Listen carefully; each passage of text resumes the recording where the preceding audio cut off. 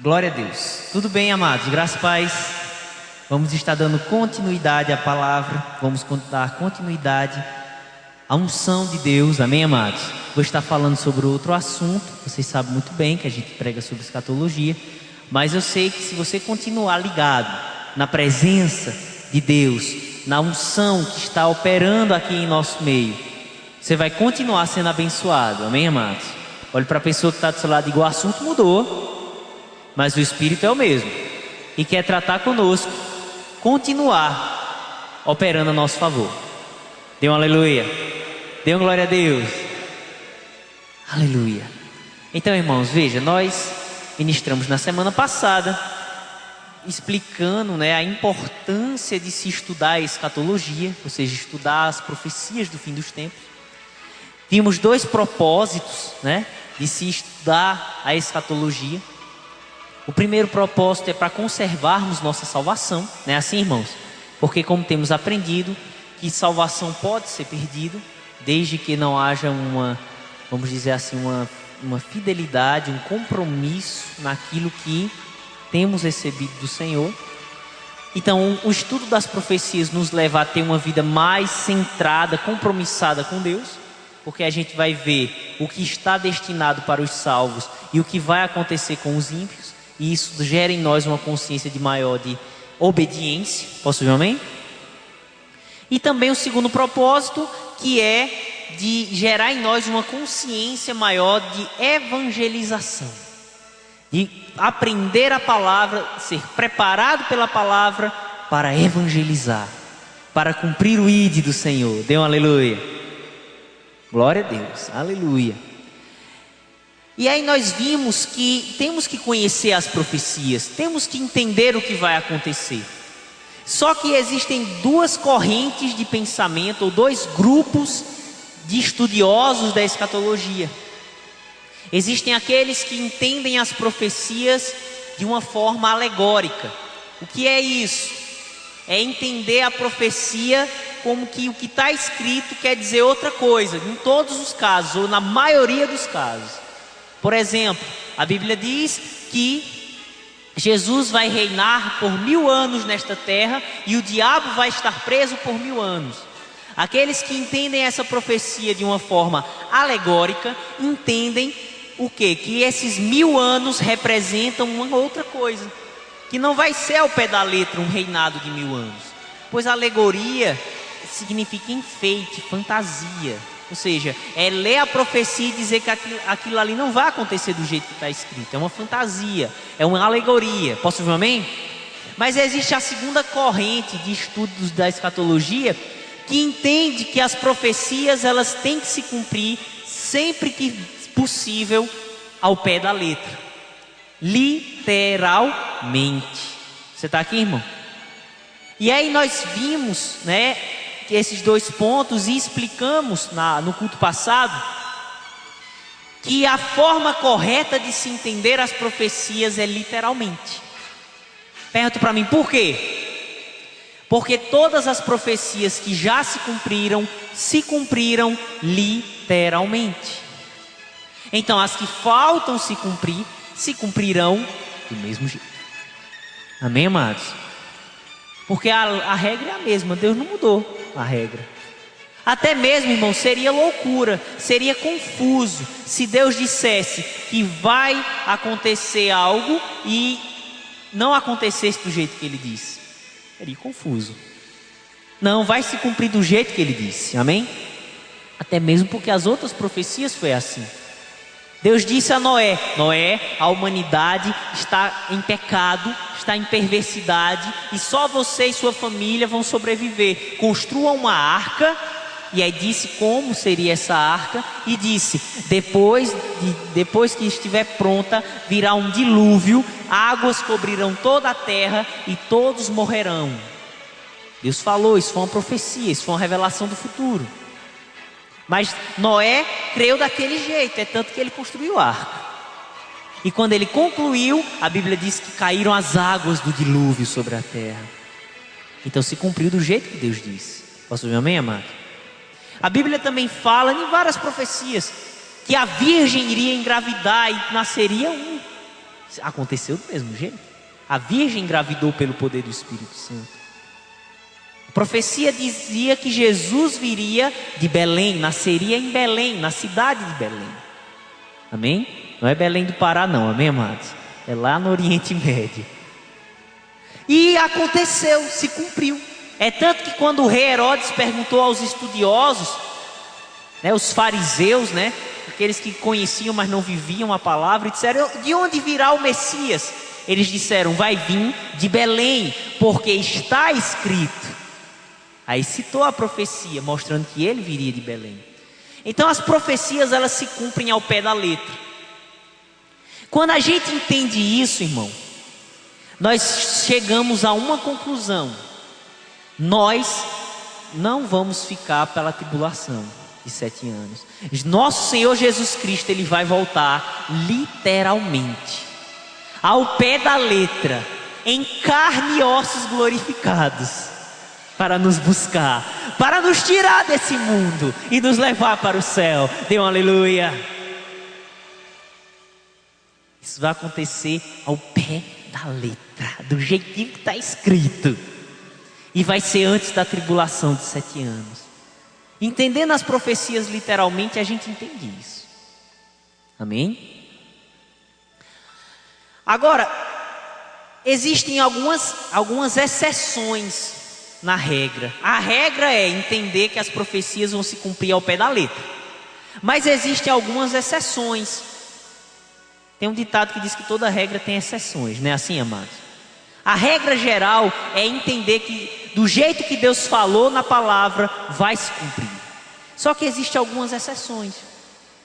Primeiro caso, onde a gente tem que abrir uma exceção, não entender a profecia ao pé da letra. Quando? Primeiro caso é quando existe erro de tradução na Bíblia. Posso ouvir um amém, amado? Quem já fez discipulado aqui, levanta o braço, por favor. Quase todos. Graças a Deus.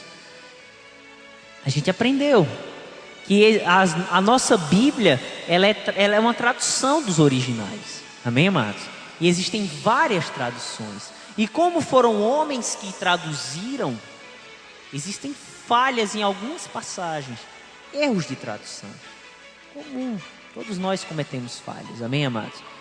Então, se eu estou lendo minha Bíblia e na tradução que eu estou lendo uma profecia, só que no original não foi escrito daquele jeito, foi um erro de tradução, então eu tenho que entender que não vai se cumprir do jeito que está escrito na minha Bíblia. Por quê? Porque aqui está um erro de tradução, amém, amados? Então essa é a primeira exceção à regra, de entender que a profecia vai se cumprir ao pé da letra, quando tem erros de tradução. O segundo caso, se eu posso assim dizer, é quando a Bíblia usa linguagem, usa uma linguagem simbólica. É quando a gente lê a Bíblia e claramente o versículo mostra que não tem como ser ao pé da letra. Posso ver um amém, amado? Eu vou dar 2 exemplos para você. Abra sua Bíblia, por favor, em Mateus capítulo 13.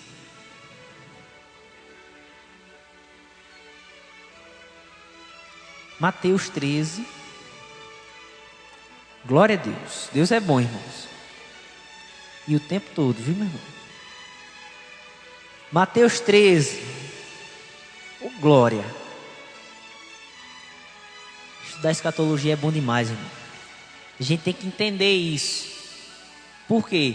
Para que a gente entenda a linha correta. Porque como todos estão em crescimento, ensinam-se algumas coisas contrárias na escatologia. Nós precisamos aprender sobre escatologia, mas a gente tem que saber a forma correta de se estudar escatologia. Amém? E é por isso que nós estamos explicando. Devemos entender as profecias, entender que elas vão se cumprir ao pé da letra, com algumas exceções. Quando há erro de tradução e quando a Bíblia usa uma linguagem que claramente a gente percebe que não tem como ser ao pé da letra. Vamos ver. Mateus 13, versículo 14. Jesus disse: e neles se cumpre a profecia de Isaías que diz: ouvindo ouvireis, mas não compreendereis. e vendo vereis, mas não percebereis, porque o coração deste povo está endurecido. E ouviram de mau grado com seus ouvidos, e fecharam seus olhos, para que não vejam com os olhos, e ouçam com os ouvidos, e compreendam com o coração, e se convertam, e eu os cure. Olhe para cá, por favor. Ele fala que aqueles homens não estavam crendo, porque eles estavam endurecendo o seu coração.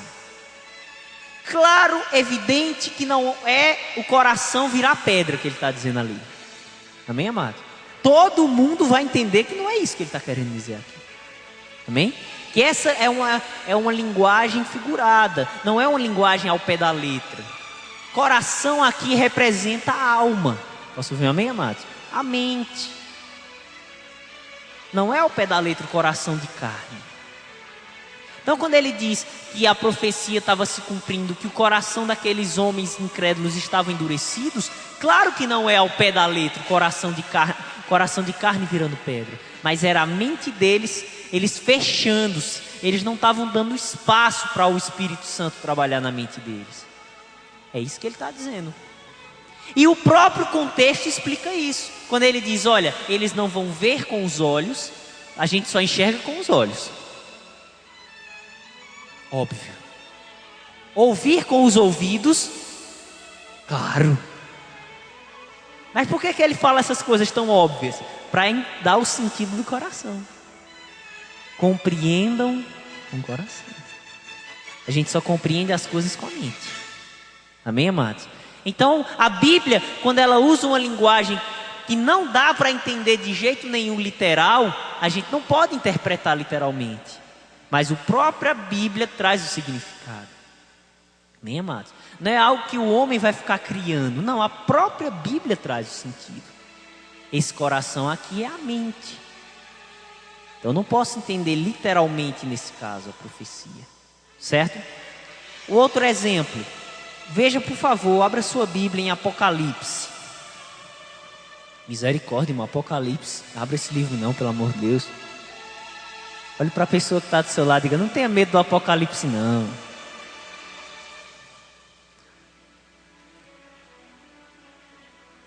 Se você continuar considerando esses ensinamentos que nós damos aqui, toda semana, você vai ter vontade de ler o livro do Apocalipse. Você não vai ter mais medo dele.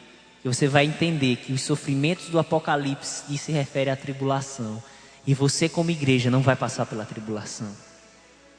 Nós vamos ser motivados a ler o Apocalipse, para querer ver o que vai acontecer e dizer, rapaz, eu tenho que fazer algo para resgatar o povo disso aqui. E glória a Deus, Senhor, porque eu não vou estar aqui mais. Amém, amados? Apocalipse capítulo 12, isso aqui é uma profecia que ainda vai se cumprir. E claramente a gente vai ver aqui que não tem condição de se cumprir ao pé da letra isso. Claramente a gente entende isso. Veja. E viu-se um grande sinal no céu, uma mulher vestida do sol, tendo a lua debaixo dos seus pés, e uma coroa com 12 estrelas sobre a sua cabeça. Olhe para cá, por favor. Tem como isso se cumprir ao pé da letra, irmão? Que é óbvio que não é. Como é que uma mulher vai estar vestida de sol? Diga aí. Ao pé da letra. Não, isso é simbólico. Isso representa algo. Ela está vestida com o sol, a lua embaixo dos pés e com uma coroa com 12 estrelas. Quem será? Essa mulher não é literal. Não pode ser ao pé da letra. Não pode ser uma mulher de verdade. Ela representa uma pessoa ou algo ou um grupo de pessoas. Amém, amados? Quem será que essa mulher representa? Daqui a pouco a gente vai mostrar na Bíblia. Eu não vou inventar coisa, eu vou provar nas Escrituras para você. Posso ouvir amém, amados? Continuando. Versículo 2. E estava grávida. Além disso, estava grávida, viu? E estava grávida e com dores de parto. E gritava com ânsias de dar à luz. E viu-se outro sinal no céu. e eis que era um grande dragão vermelho, que tinha 7 cabeças e 10 chifres, e sobre as suas cabeças 7 diademas ou coroas, segundo o original grego. Claro que esse dragão também não é literalmente, não é um dragão de verdade. Representa alguém, algo ou um grupo de pessoas. Tá óbvio aqui. Então aqui é uma exceção à regra. Eu não posso entender que isso aqui vai se cumprir ao pé da letra. Está muito claro. Tem simbologia aqui. Aí ele diz no versículo 4: e a sua cauda, a cauda do dragão, levou após si a terça parte das estrelas do céu e lançou-a sobre a terra. E o dragão parou diante da mulher que havia de dar à luz, para que, dando ela à luz, lhe tragasse o filho. E deu à luz um filho homem, que há de reger ou de reinar todas as nações com vara de ferro. Esse filho aqui já dá para a gente ter uma noção de quem é. Um homem que vai governar todas as nações com cetro de ferro, com autoridade de Deus. Amém, amados? Então aqui é um exemplo. Isso aqui vai se cumprir, mas não desse jeito, porque aqui são simbologias. O que cada coisa dessa representa vai ter um cumprimento. Amém, amados? Essa mulher, quem representa essa mulher? Muitos podem pensar que é Maria, porque é a mãe de Jesus, né? Se o filho é Jesus, então a mãe é Maria. Mas não é. Veja que essa profecia, a gente vai descobrir pelos detalhes. A Bíblia traz o significado da simbologia. Amém, amados? E a gente vai descobrir a simbologia do que está escrito no último livro da Bíblia, lendo o primeiro livro da Bíblia. Lá em Gênesis está o significado dessa mulher aqui. Então vamos ver que a própria Bíblia traz o significado. Posso ver um amém, amados?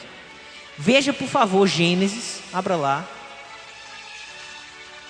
Gênesis capítulo 37. Quem já encontrou, olha para mim, por favor. Veja bem, irmãos. A gente tem que entender a Bíblia no seu contexto, tá certo? Deus, depois da queda, depois de muitos anos após a queda do homem, para que Deus pudesse cumprir o plano que o irmão Cláudio citou, está lá em Gênesis 3, para que o Messias viesse ferir a cabeça do diabo, foi necessário Deus criar uma nação, a nação de Israel, onde essa nação começou com um homem. Quem foi esse homem? Abraão, irmão. Então Abraão, ele gerou um filho chamado Isaac. Isaac gerou um filho chamado Jacó. Jacó gerou 12 filhos. E dentre esses 12 filhos, formaram-se os descendentes desses 12 filhos, formaram 12 grupos de pessoas, que a Bíblia chama de tribos. As 12 tribos que formam a nação de Israel. Amém?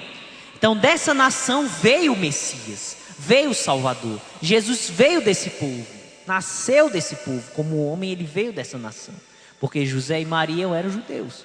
Posso ver um amém? E os 12 filhos de Jacó, que geraram a nação, um deles se chamava José. E foi aquele da história, eu creio que todos conhecem. A história do José que foi vendido como escravo pelos próprios irmãos e tal. Só que antes de ser vendido como escravo, José teve um sonho.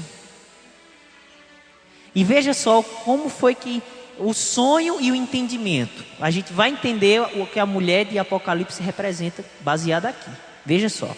Gênesis 37, versículo 9.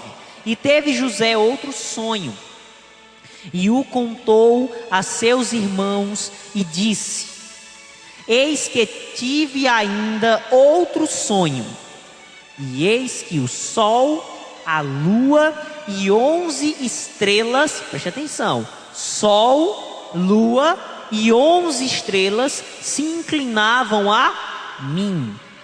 E contando a seu pai e a seus irmãos, repreendeu o seu pai e disse-lhe: que sonho é esse que tivesse? Porventura viremos, eu e tua mãe e teus irmãos, a inclinar-nos perante ti em terra? Ou seja, José, ele estava tendo a revelação que lá na frente ele iria ser o governante. E ele foi o segundo homem do Egito. E os irmãos e o pai e a mãe foram submissos a ele. Mas veja que no sonho José representava uma estrela, os seus 11 irmãos, 11 estrelas. O pai de José, que é Jacó, representava o sol. E a mãe, a lua. Israel, o povo, aquela família, como o irmão Cláudio falou, as famílias, aquela família constituiu a nação de Israel. Então aquela mulher representa a nação de Israel, irmão. A nação a qual Jesus nasceu, da qual o Messias veio. Por quê? Porque ela é uma mulher. Por que no texto de Apocalipse Israel é comparado a uma mulher? Porque para mostrar que foi dessa nação que veio Jesus. Amém? Só que ele dá dicas. Vestida com o sol, com a lua debaixo dos pés e com a coroa com 12 estrelas. Comparando com Gênesis 37, a gente entende que é a nação de Israel. Amém? Quem é o filho? Jesus. A Bíblia mostra em vários textos que Jesus há de reger sobre todas as nações. E o dragão, quem é que representa? No capítulo 12, versículo 9 de Apocalipse diz que é o diabo. O próprio capítulo 12 fala que o dragão é o diabo, representa o diabo. Então, a profecia de Apocalipse 12 está de uma forma simbólica. Mas como é que vai se cumprir ao pé da letra? Israel vai ser perseguido pelo dragão, pelo diabo. Isso vai ser na tribulação.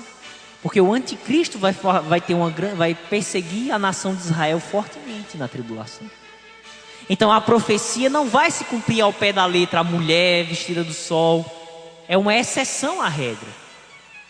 Mas a própria Bíblia traz o significado. E lendo a gente vê claramente que não pode se cumprir ao pé da letra. Só que qual é o erro de muitos dos nossos irmãos? Por falta de crescimento. É pegar todas as profecias praticamente e começar a dizer que isso representa isso, porque representa aquilo, porque representa aquilo outro. Não. Exceção é exceção. A regra é que prevalece. E a regra é entender ao pé da letra. Amém, amados? Então temos que ter esse entendimento. Entendendo isso, a gente lendo as profecias, a gente vai se alegrar. Porque a Bíblia diz que nós não vamos passar pela tribulação. Aí você pode dizer, mas eu já ouvi irmãos dizendo que a igreja vai passar pela tribulação. E eu lembro que o irmão citou alguns versículos, mas eu não me recordo. A gente tem que entender o seguinte, irmãos. A Bíblia fala para 3 povos. Quem são? Judeus, gentios e pronto. A gente tem que entender que tem revelações na Bíblia que são para os judeus. Tem revelações na Bíblia que são para os gentios. E tem revelações do futuro que é para a igreja. Amém? É muito comum dizer que a igreja é o Israel de Deus. Mas isso não é verdade. Israel é Israel. Igreja é igreja. Amém, amados? É muito comum dizer que Israel perdeu todas as bênçãos porque rejeitou Jesus na primeira vinda. E agora a igreja usurpou, tomou essas bênçãos e acabou-se Israel. Mas não é assim, irmão. Não é assim. Deus tem uma aliança com Israel porque foi o povo do qual Jesus veio. Mas porque a nação de Israel rejeitou Cristo, Deus criou um terceiro povo chamado igreja. Amém? Mas não quer dizer que agora Deus rejeitou Israel totalmente, não. Israel como nação vai ser restaurado. Só que vai ter que passar pela tribulação, como um castigo por ter rejeitado Jesus na primeira vinda. O irmão Cláudio citou João 1:11. Jesus veio para o que era seu, mas os seus não o receberam. Ou seja, Jesus veio para os judeus na sua primeira vinda. Não quer dizer que ele só veio salvar os judeus, ele veio salvar a todos. Mas ele tem promessas específicas para os judeus. Amém, amados? A terra de Canaã, várias promessas específicas para Israel, além da salvação que era para todos. Só que Israel como nação rejeitou. Aí agora todo aquele que aceita Jesus se torna igreja. Amém, amados? Mas isso não quer dizer que Deus não deixou de lado Israel totalmente. Aí Israel vai passar pela tribulação como um castigo. Só que a igreja é arrebatada antes. Amém, amados? Então a gente tem que entender isso. Então tem profecias na Bíblia que fala do povo de Deus passando pela tribulação? Tem, irmãos? Tem. Mas não é o povo igreja, é o povo Israel, que também é povo de Deus. Você está entendendo, irmão? Então o povo de Deus que vai passar pela tribulação, os eleitos que Jesus fala lá em Mateus 24, que vão padecer na tribulação, é Israel, irmão. São os israelenses, os judeus. Aqueles que falam direto na televisão lá, aquele confronto lá, em árabes, palestinos e israelenses. Pronto, os israelenses são esses aí que eu estou falando. Amém, amados? Esses são o povo de Deus que vai passar pela tribulação. A igreja não. Então, mas como muitos irmãos pegam a profecia e dizem, não, a Bíblia diz que é Israel. Mas Israel agora é a igreja. Olha aí, a alegoria aí, o enfeite, a fantasia. É por isso que é essa confusão. Na verdade, irmãos, a igreja não passa pela tribulação. Israel vai passar como nação. Não aqueles pessoas que têm descendência israelita que aceitaram Cristo. Não, mas Israel como nação, que ainda não tem Jesus, vão passar pela tribulação. A igreja não. Então a gente tem que entender isso, irmão. Essa palavra de hoje é muito importante para a gente compreender as profecias, estudar a escatologia. A gente tem que entender como se entende as profecias. Porque o erro maior está aí. O erro maior está aí. Se eu pego a profecia e começo a inventar a história, que é a alegoria, eu vou dizer o que eu bem entender.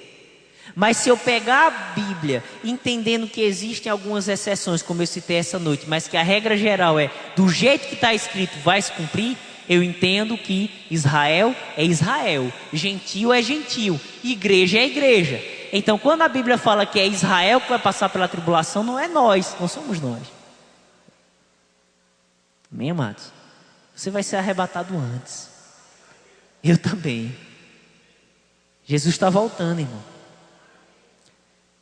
A tribulação está aí. Quem lê noticiário sabe. Quem lê Bíblia e vê o dia a dia sabe.